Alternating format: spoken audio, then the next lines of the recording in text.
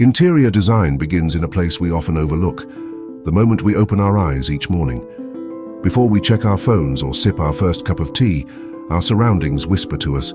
The colors on the wall, the textures beneath our feet, the way light filters through the curtains. All of it shapes our mood, our thoughts, and the rhythm of our day. Yet most people walk through their homes without ever realizing that every object, every surface, and every placement is communicating something. Today, we're taking a deep dive into this world, into the remarkable craft known as interior design. A craft that blends psychology, architecture, art, culture, and human behavior to turn four walls into a sanctuary.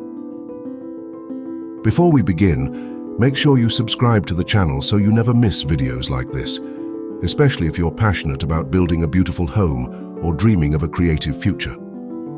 Interior design is far more than choosing furniture or picking paint swatches. At its core, it's the art and science of shaping spaces so they support how we live, think, and feel.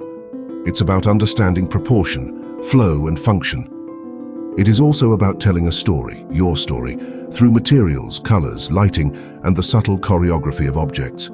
And it is a field that touches each of us, whether we live in a studio apartment or a sprawling villa. To understand interior design, we first need to look at its roots. Humans have been decorating spaces for thousands of years. Ancient Egyptians used vibrant frescoes to represent life and the afterlife. Romans built atriums to bring natural light into their homes. In Japan, simplicity became an art form, giving birth to spaces that breathed calmness. Across cultures, interior design became a silent language, one that conveyed wealth, spirituality, privacy, openness, hospitality, or power. Even today, the choices we make echo those ancient principles, often without us realizing it. Modern interior design is built on several foundational concepts. The first is space. Every room contains positive space, areas occupied by furniture or objects, and negative space, the empty stretches that allow a room to breathe. Skilled designers strike a balance so that a space feels neither cluttered nor barren. Positive space gives function, negative space gives freedom. Then comes line. Horizontal lines, like long tables or shelves, create stability and relaxation. Vertical lines, like tall lamps or elongated windows, add height and formality. Dynamic lines, curves, zigzags, and diagonals bring energy and movement. By understanding line, a designer guides the eye exactly where it should go. Another essential element is form, which is simply the shape of objects within a space. Rectangular couches, round tables, sculptural decor, all of these contribute to a room's emotional character. And then, of course, we reach color, one of the most powerful tools in a designer's arsenal. Color affects everything: mood, depth perception, temperature perception, even appetite. Soft blues calm the mind, bold reds stimulate energy, earthy browns ground us. But colors don't work alone. They dance with light, both natural and artificial. Lighting can turn white walls warm or cold. It can make a space seem bigger or smaller. It can bring out textures or cast dramatic shadows. Finally, texture and pattern add the sensory richness that makes a room feel real and lived in. Smooth granite countertops, rough jute rugs, matte black fixtures, glossy wooden cabinets. These choices create layers of visual and tactile interest. When all these elements come together, interior design becomes something transformative. But before any room is designed, there must be intention. How is the space meant to be used? Who lives there? What is the rhythm of their day? Are the occupants introverted and craving calmness, or extroverted and drawn to vibrant energy? Interior design is deeply psychological. It listens to a lifestyle before it shapes a room. Let's walk through some of the most influential design styles around the world, starting with minimalism. Minimalist design is about clarity, simplicity, and purpose. It removes the unnecessary so that the essential can shine. Neutral colors, clean lines, and uncluttered surfaces dominate. Minimalism isn't about having less, it's about making what you have count. Next is Scandinavian design, which blends minimalism with comfort. It's full of soft whites, warm woods, natural textures, and an emphasis on light. It's functional, cozy, and effortlessly elegant. On the opposite end, we have maximalism, a joyful celebration of boldness. Here, color is embraced, patterns mix freely, and personal expression is everything. It's a curated chaos, and when done well, it's breathtaking. Then comes industrial design, inspired by warehouses and factories. Think exposed brick, raw metal, distressed wood, and open spaces. It's rugged, practical, and stylish. There's also mid-century modern, a timeless favorite featuring sleek furniture, organic curves, and a perfect mix of retro and futuristic charm. Traditional styles, such as Victorian, colonial, or classical European, use rich patterns, ornamental details, and luxurious materials. Meanwhile, bohemian design throws rules aside and embraces global textiles, eclectic art, and vibrant cultural influences. These styles aren't strict categories. Most modern homes blend styles to create unique identities. The key is harmony. At this point in the journey, many viewers start realizing something important. Interior design isn't just aesthetics.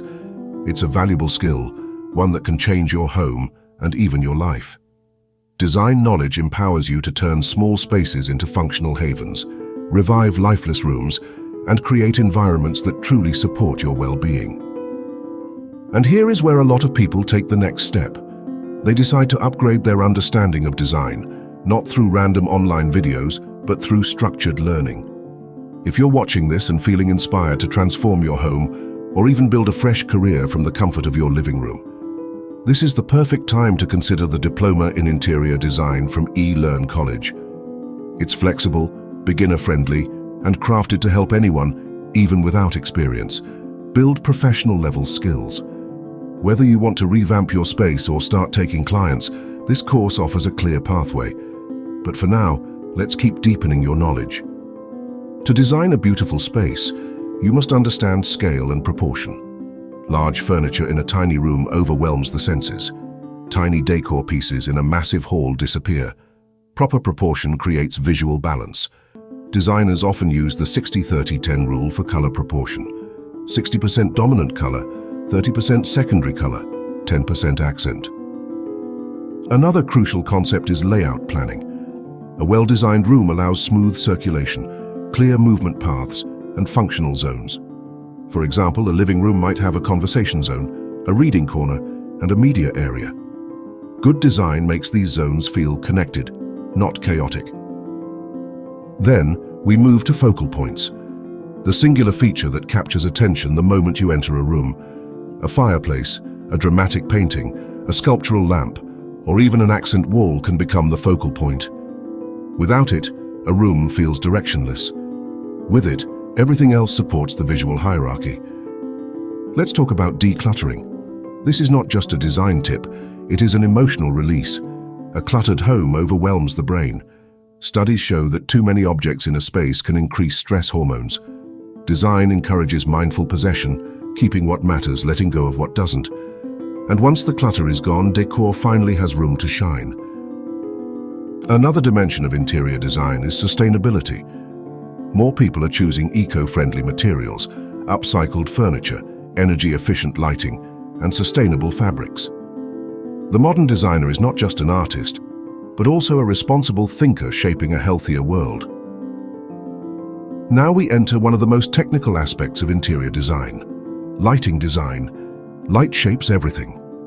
Ambient lighting gives overall illumination. Task lighting focuses on specific activities like reading or cooking.